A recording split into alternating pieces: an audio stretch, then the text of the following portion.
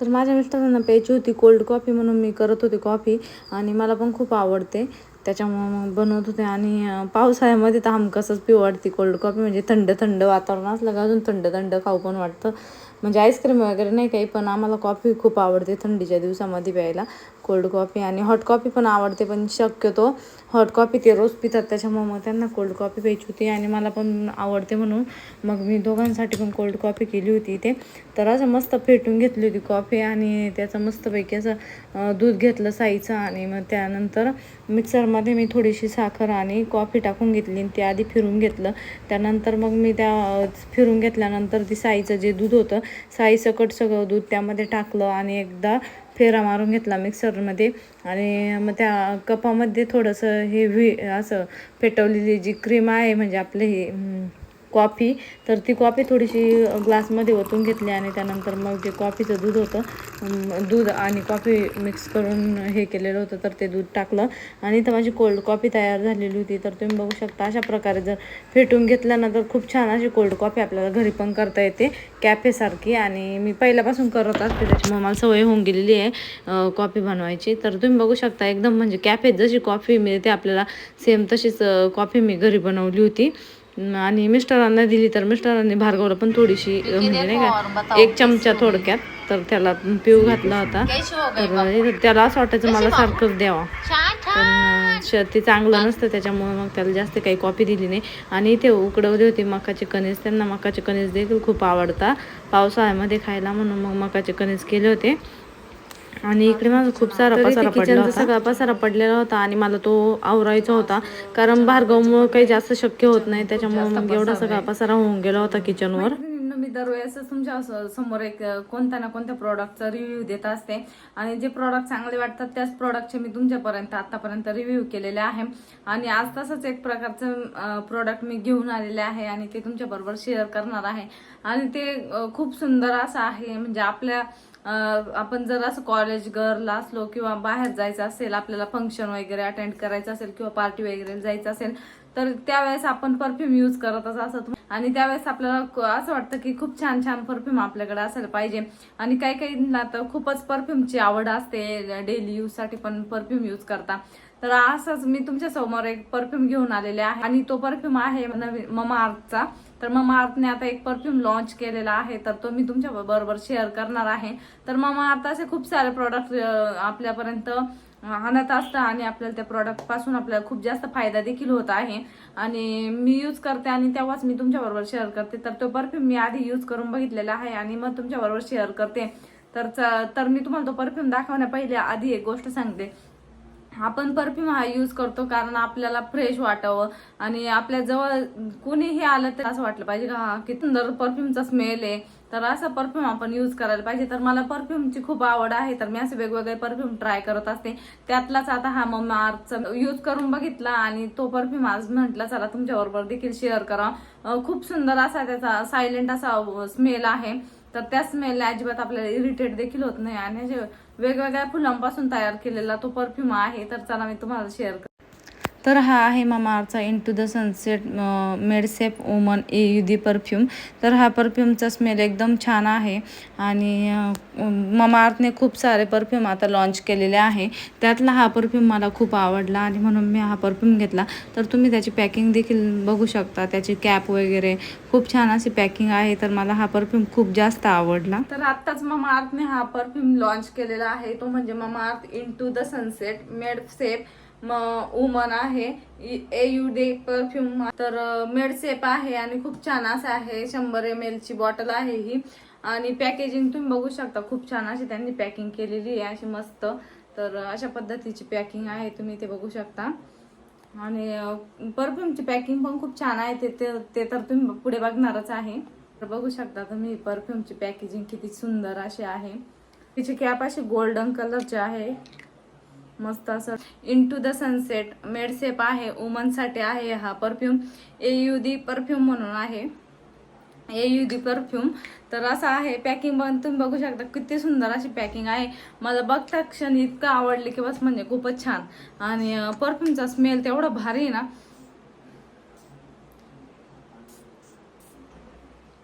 परफ्यूमचा smell एवढा भारी आहे आणि काही काही परफ्यूममध्ये कसं असं थोडंसं प्राईजमध्ये आपल्याला हा परफ्यूम खूप परवडतोय आणि ह्या प्राईजमध्ये आपल्याला एवढा छान परफ्यूम कोणीच देऊ शकत नाही. इतका भारी मार्कने लॉन्च केलेला आहे हा परफ्यूम.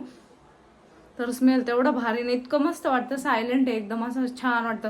जरी आपण कुठे फंक्शनला चाललो तर त्यासाठी देखील आपण हा परफ्यूम यूज करू शकतो. असे सुंदर असा परफ्यूम आहे आणि आपण कॅरी करायला पण सोपा आहे पर्समध्ये वगैरे. तर छान असे हा परफ्यूम आहे. आयरिस म्हणून आहे, तुम्ही बघू शकता इथे हे सगळं त्यांनी अशा प्रकारे दिलेलं आहे इथे.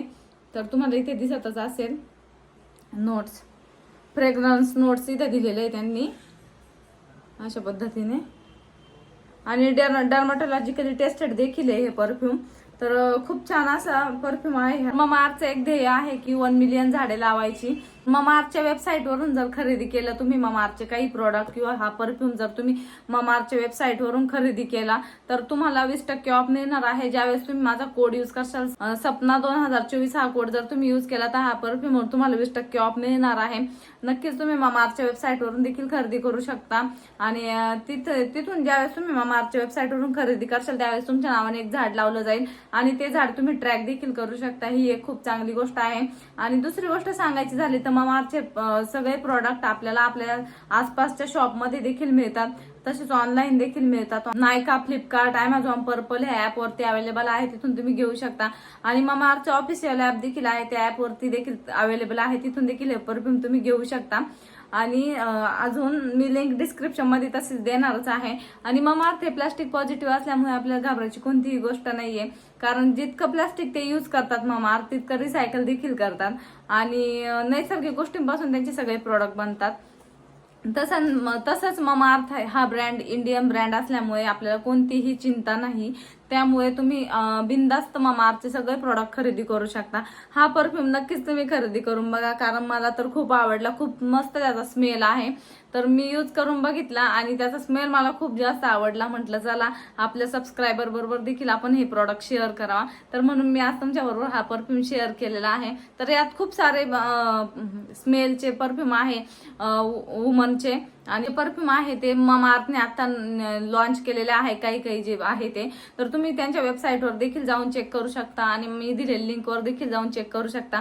तिथे खूप छान छान अशा प्रकारचे तुम्हाला परफ्यूम मिळणार आहे ममाअर्थचे.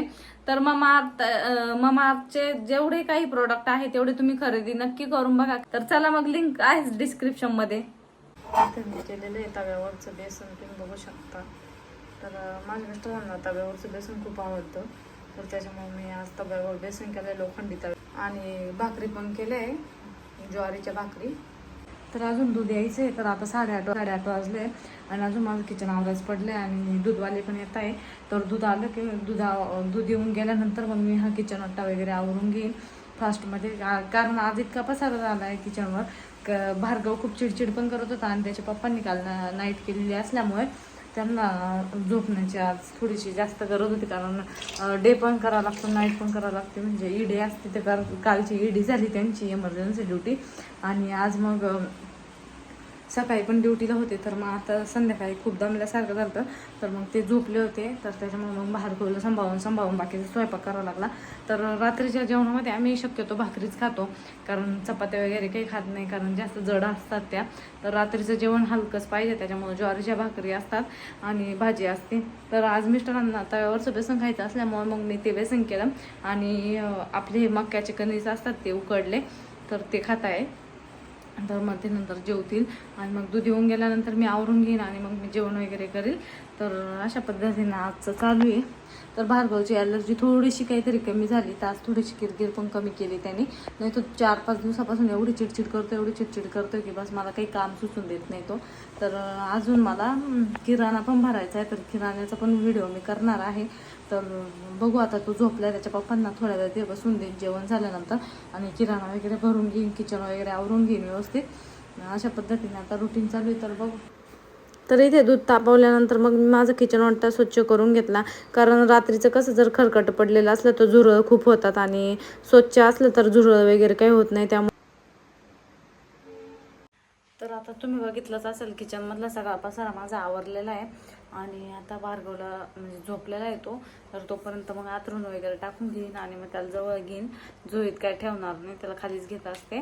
मागच्या व्हिडिओत पण सांगितले, कारण झोळीत कसं मुलं उठले ना तर कधी कधी म्हणजे आपलं घाबरून जातात मुलं झोळीमध्ये, रात्रीचे जर झोळीत असले तर त्याच्यामुळे मग मी त्याला पुढं झोपायची सवय लावली. देवांशला पण लहानपणी तशी सवय लावली होती आणि याला पण तशीच सवय लावलेली. झोळीतून काढून घेते झोप लागल्यानंतर, रात्रभर तो खाली झोपलेला. मला खूप लोकांनी प्रश्न विचारला होता का तू सासू सासरे का नाही थांबत इथं, आणि मग तू असं पण करू शकत होती का देवांशला इथे शाळेत टाकू शकते आणि सासू सासऱ्यांना इथं ठेवू शकत होती. तर सुरुवातीला सासू सासरे इथंच होते, जोपर्यंत आम्ही सेटल होत नव्हतो तोपर्यंत सासू सासरे येत होते, 1-2 महिने तरी होते ते, आणि त्याच्यानंतर मग ते गेले.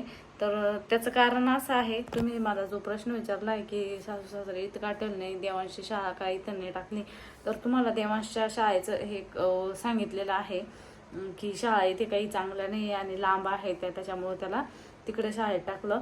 तर अजून एक, तर तुम्ही जे म्हणत होते की सासू सासरे इथं ठेवून त्याला तू इथे लांब पण शाळेत टाकू शकत होती, कारण तुझे सासरे आणून नेऊन घातलं असतं. पण त्याचं कारण पण हेच आहे की माझे सासरे जे आहे तर त्यांचे बाकीचे सगळे कामं तिकडं संभाजीनगरला असतात, त्याच्यामुळे मग ते काही इथं राहणं पॉसिबल नाही आणि ते थोडे दिवस राहतात. आणि इतर वेळेस तर मी तुम्हाला माहिती सासू सासऱ्यांना व्हिडिओमध्ये घेत नाही, तर त्याच्यामुळे माझं शूट करत असते. पण तेव्हा पण मी तुम्हाला सांगते की सासू सासरे येऊन गेले किंवा आलेले, देवांश आलेला आहे. तोपर्यंत देवांशची शाळा सुरू नव्हती त्यावेळेस ते 15 ते 20 दिवस इथं राहून गेले, म्हणजे राहिले होते, कारण देवांशची पूर्ण शाळा सुरू होईन तर यायला जमणार नाही किंवा आम्हाला तिकडे जायला जमणार नाही, त्याच्यामुळे मग ते आधी थांबून गेले होते. आणि देवांशला इथे शाळेत टाकायचा आधी आम्ही निर्णय घेतला पण होता की आपण इथे टाकू आणि आई बाबा पण इथं राहतील. पण कसं आहे ना, सवय झालेली असते माणसांना की आपण पहिले जिथं राहत होतो तिथली आपल्याला सवय होऊन जाते, ते जर सोडायचं म्हणलं अचानक तर मग अवघड होऊन जातं. तर तसंच त्यांचं पण झालेलं आहे, माझ्या सासू सासऱ्यांचं म्हणजे आई बाबांचं तसंच झालेलं आहे की त्यांना इथं अजिबात करमत नाही. म्हणजे थोड्या दिवस राहतात पण काही दिवसांनी त्यांचे पण कामं असतात. तिकडं आमची शेती वगैरे संभाजीनगरच्या तिकडंच पुढं आमचं गाव आहे, तर तिथं शेती वगैरे आहे आमची, तर शेती पण करायला जावं लागतं. पुन्हा काही कार्यक्रम असतात गावाकडे तर ते पण अटेंड करावं लागतात. आणि मग त्याच्यामुळे त्यांना इथं राहू वाटत नाही. त्यांना पूर्ण सवय संभाजीनगरची झालेली आहे. जसं त्यांचं म्हणजे फॅमिली आहे तशी त्यांना तिथं सवय, जशी लहान होते किंवा माझी ननंदबाई लहान होत्या तेव्हापासूनच त्यांची सेटलमेंट सगळे सेटल ते संभाजीनगरमध्येच होते. जेव्हा गाव सोडलं असं त्यांनी नोकरीसाठी बाबांनी, तेव्हापासून ते संभाजीनगरमध्येच राहणं सुरू केलेलं आहे त्यांनी. आणि मग आमचं सगळं तिथंच आहे, म्हणजे घरदार सगळं तिथे आहे. फक्त जमीन आमची जी आहे शेती ती गावाकडे आहे, तर ती करण्यासाठी आई बाबांना जावं लागतं तिकडे. मग त्यावेळेस ते जात असतात, मग अधूनमधून गावाकडे जातात. कधी काही कार्यक्रम असला त्यांना अटेंड करावं लागतं. तर जळगाव कसं झालेलं, जळगाव खूपच लांब पडतं, तर इथून माझं माहेर पण लांब पडतं आणि संभाजीनगर म्हणायला जर गेलं तर ते देखील इथून लांबच आहे. त्याच्यामुळं मग काही एवढं शक्य होत नाही. आणि तुम्हाला असं वाटत असं की मुद्दाम ठेवत नाही सासू सासऱ्यांना, तर तसं काही कारण नाही आहे. तर आई बाबांनाच इथं करमत नाही आणि त्यांचे सगळं तिकडं कामं वगैरे असल्यामुळे त्यांना इथं राहू वाटत नाही. किंवा मग ते राहतात असं 15-20 दिवस राहतात, तसं काही नाही. पण असं कायमस्वरूपी राहणं म्हणजे 3-4 वर्षासाठी म्हटल्यावर मग त्यांचं अवघड आहे. ते नाही राहत नाही म्हणतात, कारण त्यांना पण बाकीचे ते तिकडचं सगळं सवय झाल्यामुळं मग त्यांना असं वाटतं की कशाला बाबा इथं, त्याच्यामुळं मग ते जळगावला काही राहत नाही. आणि त्याच्यामुळंच मग आम्ही देवांशला पण तिकडे शाळेत टाकलंय. इथं यांना हँडल होत नाही, हे मी तुम्हाला आधीच सांगितले मागच्या व्हिडिओमध्ये. देवांशचं सगळं पॉसिबल होत नाही इथे, त्याच्यामुळं टाकायला काय नाही, पण मग मला सगळं अवघड गेलं असतं, कारण दोन्ही पण मुलं सांभाळून. तर अजून एक निगेटिव्ह कमेंट आली होती, तुला होत नाही तर मग 2-2 मुलं कशाला. फॅमिलीचं असतं सगळं, तर फॅमिली आम्हाला कंप्लीट करायची होती. आम्हाला 2च वर्षाचा गॅप ठेवायचा होता मुलांमध्ये, त्याच्यामुळे आम्ही दुसरी पण प्रेग्नन्सी ठेवली आणि होऊन दिलं. कारण यांना PGला लागायचं होतं, त्यांचा नंबर लागणार होते, आम्हाला तर माहीतच होतं पहिल्यापासून. त्याच्यामुळे मग मी दुसरी जी प्रेग्नन्सी आहे म्हणजे ठेवली, दुसरी प्रेग्नन्सी मी. तर मग मी माहेरला असताना त्यांचा अभ्यास वगैरे झाला, त्यांनी PGचे सगळं क्लिअर केलं आणि मग त्यांचा आता PGला नंबर लागला, तर आम्हाला इथे जळगावला राहावं लागतं. तर एवढंच होतं की देवांशपासून थोडंसं लांब राहावं लागतं किंवा त्याची आठवण येते, टेन्शन येतं. असं वाटतं की आपण त्याच्याबरोबर पाहिजे होतो, तो आपल्याबरोबर पाहिजे होता, असं वाटतं मनातून. कारण तो खूपच छोटा आहे, अजून 3 वर्षाचा आहे, त्याच्यामुळं मग खूपच असं वाटतं की नाही बाबा सोबत पाहिजे असं तसं. पण एक बाजूने जर विचार केला तर आपण जर आपल्या मनाचा विचार केला की आपल्याला त्याशिवाय करमत नाही, तर त्याच्या भविष्याचं काय हा पण प्रश्न पडतो. इथं जर शाळेत टाकलं तर त्याचा अभ्यास काही एवढा होणार नाही आणि तो काही एवढा हुशार होणार नाही. तर तिथं कसं पूर्ण वेळ दोघं त्याच्यामध्येच असतात, अभ्यास वगैरे त्याचं खेळणं सगळं आई बाबा हँडल करतात. इथं मला भार्गवमुळं जास्त त्याचा काही अभ्यास घेता नसता आला. तर भार्गव पण उठलाय आता, त्याला खाऊ वगैरे घालून परत झोपी घालून आता. तर असा सगळा प्रकार आहे. तर बाकी काही इश्यू नाही. तुम्ही म्हणता सासू सासऱ्यांना ठेवीत नाही किंवा तुला सासू सासरे आवडत नसतील, असं कारणच नाही काही. फक्त हेच कारण आहे का त्यांना इथं करमत नाही आणि त्यांना संभाजीनगर आवडतं म्हणून ते संभाजीनगरला राहतात. आणि देवांशचा प्रॉब्लेम हा आहे शाळेचा, त्याच्यामुळं देवांश पण त्यांच्याकडे आहे आणि त्याला पण फुल टाईम त्यांची सवय झाली. लहानपणी कसं आम्ही तिथंच राहायचो होतो, मग त्याला आईबाबाची जास्त सवय होती आणि पप्पांची पण आहे सवय खूप जास्त. माझी तर आहेच, पण मग असं जास्त अंगावरती झालेला होता. भार्गवच्या डिलिव्हरीपासून तो त्याच्या पप्पांच्या अंगावरतीच होता जास्त. मग नंतर मग बाबाचं झाल्यानंतर इथं आलो आम्ही सगळे. मग तेव्हा पण तो बाबाकडेच असायचा. बाबाची त्याची बेडरूम सेपरेट होती, तर ते दोघंच असायच्या रूममध्ये, बेडरूममध्ये बाबा आणि देवांश. तर त्याच्यामुळे त्याला बाबांची सवय झाली आणि तो बाबांशिवाय राहू शकत नाही असं झालंय सगळं. तर मग त्याला बाबा लागता, मग तो बाबांकडेच आहे आता. तर असंच आता 3 वर्ष आमच्या असेच जाणार. देवांशला तिकडंच ठेवू आणि मग आम्ही 3 वर्षांनी पुन्हा आमची फॅमिली पुन्हा एकत्र येणार आहे. असं काही नाही की ते बाजूला राहतील आम्ही बाजूला राहू, पण यांचं जेव्हा शिक्षण कम्प्लीट होईल PGचं तर त्यावेळेस मग आम्ही तिकडे जाऊ आणि आमची फॅमिली एकत्र राहील.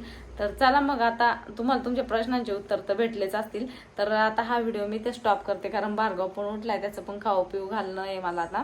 तर त्याला परत झोपी लावावं लागेल. 9 वाजले आता, दूध वगैरे होऊन गेलंय. तर मग माझं किचन वगैरे आवरलं, आता त्याला घेते, त्याला खाऊ वगैरे घालते आणि पुन्हा झोपी घालते. तर हा व्हिडिओ आता मी त्या स्टॉप करते. तर चला मग भेटू पुन्हा एकदा पुढच्या व्हिडिओमध्ये. तोपर्यंत बाय बाय.